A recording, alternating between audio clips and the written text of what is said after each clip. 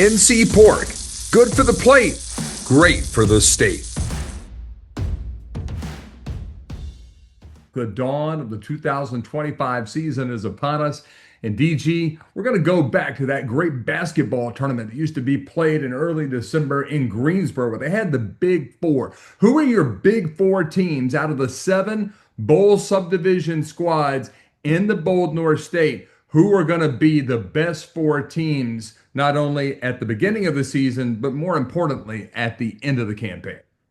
Well, let me start at the top, and I'll answer that part of the question with a sentence that I have not uttered very often over the 37 or whatever the number is now years that I've covered college football in what you love to call the Bold North State.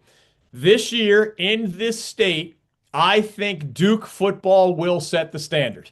I do think others have a chance to be good, including the Tar Heels and the Wolfpack, who would make my top 3 in answer to your question. But I think the Devils will be good, and there are a lot of reasons I believe that. For the record, I do not believe Duke is quite good enough to, let's say, play in the ACC football championship game.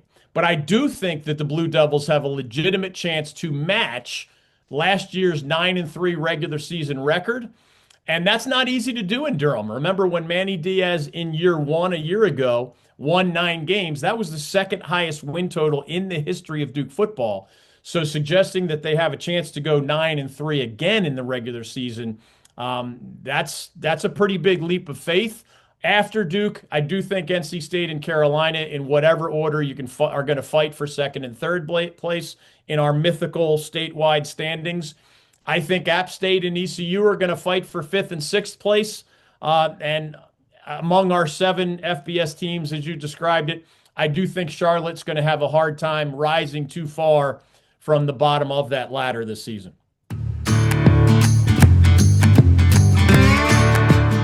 It's football season, y'all. Tailgating 101 brought to you by the North Carolina Port Council. And Roy Lee, what are the essentials that you need for a great tailgate? Well, rule number 1 for any tailgate is don't show up empty-handed, right? You know, if you forget your lawn chair, you can stand around. If you forget your cooler, maybe you can con a drink off somebody else. But you got to bring something to the tailgate. And what I recommend everybody bring, here it comes, is bacon. Because bacon makes everything better. And you can use this throughout the day. So you got a breakfast tailgate, we're gonna make biscuits. You got a lunch tailgate, you can throw it in on a cheeseburger. Your team's not doing well on the field, you just have some bacon, and as again, bacon makes everything better. So wonderful opportunity. You can cook it in advance, bring it to the tailgate, throw it on there. It's awesome. Raising the bacon, raising the bar. The North Carolina Port Council gives you these tailgate 101 tips all season long here on the North Carolina Sports Network.